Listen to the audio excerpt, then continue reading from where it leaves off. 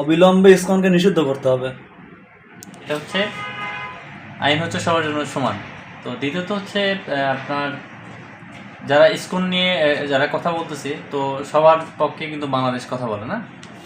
এখন হচ্ছে ওরা যে ওদের যে কর্মকাণ্ড, এটা তো মানে বলা যায় একটি সন্ত্রাসী কর্মকাণ্ড আর কি। বিশেষ করে গতকাল যে আইনজীবী যাকে হত্যা করা হয়েছে আর কি, তো ওনাকে যেভাবে বলবো যে ভয়াবহ এবং নির্মমভাবে হত্যা করা হয়েছে, এটা অ্যাকচুয়ালি কোনো দল যেই হোক না কেন তাকে অবশ্যই বিচারের আওতায় নিয়ে আসা উচিত। এবং আমরা যা দেখতে পাচ্ছি তার এটা নিয়ে মানে এক ধরনের ফেসবুকে প্লাস সোশ্যাল মিডিয়াতে বলা যায় একটু অন্যভাবে তারা চেষ্টা করতেছে দেশকে একটু অন্যভাবে নিয়ে যাওয়ার জন্য আর কি, অস্থিতিশীল করার জন্য। অস্থিতিশীল করার জন্য। তো এইখান থেকে আমি মনে করি যে এদেরকে একটু থামানো উচিত এবং হচ্ছে আইন শৃঙ্খলা বাহিনী যারা আছে তাদেরকে আরেকটু কঠোর হতে হবে।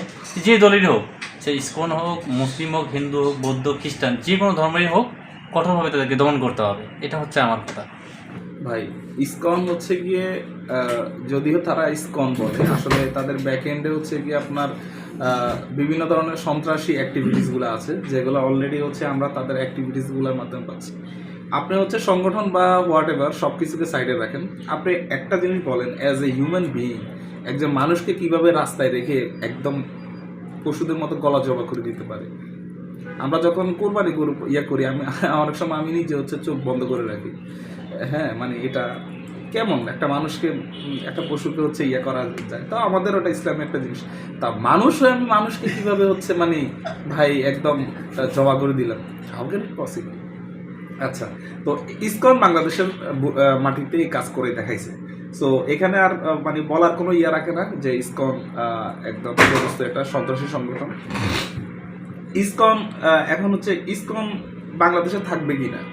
ইসকন বাংলাদেশে থাকবে না। কেন থাকবে না? ইসকন বাংলাদেশে থাকার তাদের যে সার্বভৌম অধিকার সেটা হারাই ফেলছে তাদের অ্যাক্টিভিটিসের কারণে। কারণ তারা এখন আর একটা ধর্মীয় সংগঠন না, তারা ধর্মীয় সংগঠন হিসেবে হচ্ছে ইন্ডিয়া বা অন্যান্য বিদেশি রাষ্ট্রের এজেন্ডা বা বাংলাদেশে হচ্ছে বাস্তবায়ন করতেছে। কিন্তু বাংলাদেশে হচ্ছে তাদের অ্যাকচুয়াল মানে ধর্ম নিয়ে তাদের যতটুকু কাজ, এটা আসলে লোক দেখানো। ব্যাক এন্ডে তারা হচ্ছে বাইরের বিভিন্ন এজেন্ডা বাংলাদেশের মাটিতে তারা কায়েম করতে চাচ্ছে। হ্যাঁ, ইসকনকে নিষিদ্ধ কি বাংলাদেশে মানে করার চিন্তা ভাবনায় ফার্স্ট করতেছে? Not like that. ইসকন হচ্ছে গিয়ে অলরেডি, এই যে আমি একটা দেখছিলাম, সাবেক সোভিয়েত ইউনিয়নে 1970, এটা হচ্ছে যুগান্তরে, সোভিয়েত ইউনিয়নে 1970 এবং 1980-এর দশকে ইসকনকে অলরেডি ওই সোভিয়েত আমলেই নিষিদ্ধ করা হয়েছিল। এছাড়াও হচ্ছে আপনার মালয়েশিয়া এবং চীনে হচ্ছে ইসকনের টোটাল কোনো অ্যাক্টিভিটিসের কোনো পারমিশন নেই, টোটালি ব্যান। মালয়েশিয়াতেও সেম।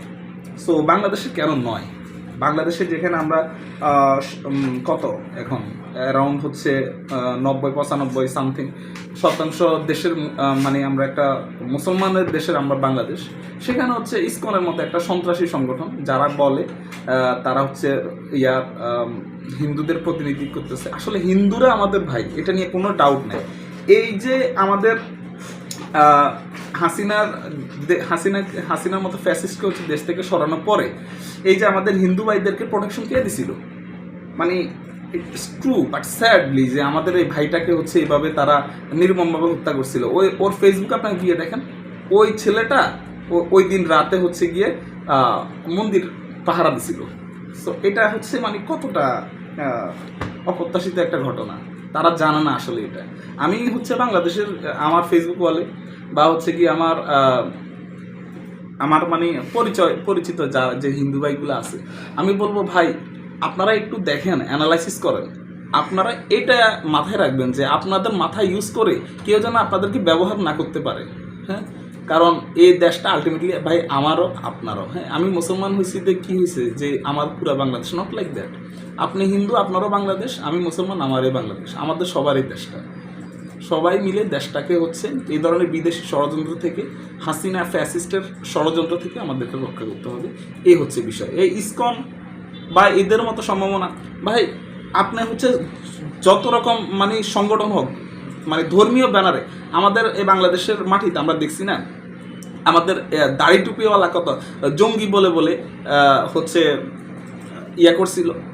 সুতরাং হচ্ছে মানে সন্ত্রাসী, তার হচ্ছে কোনো ধর্ম নাই, কোনো জাতি নেই, কোনো কিছু নাই। হ্যাঁ, সুতরাং এদের ষড়যন্ত্র থেকে আমাদের দেশকে আমি আপনি হোয়াট এভার, আপনি মুসলমান হিন্দু যেই হন না কেন, দিন শেষে হচ্ছে আমাদের দেশটাকে আমরা আমাদের নিজেরা হচ্ছে এদের ষড়যন্ত্র থেকে বাঁচাতে হবে। এই হচ্ছে আমাদের মূল কাজ। আমাদেরকে এই জন্য সবসময় আমাদের চোখ কান খোলা রাখতে হবে। এই হচ্ছে বিষয়।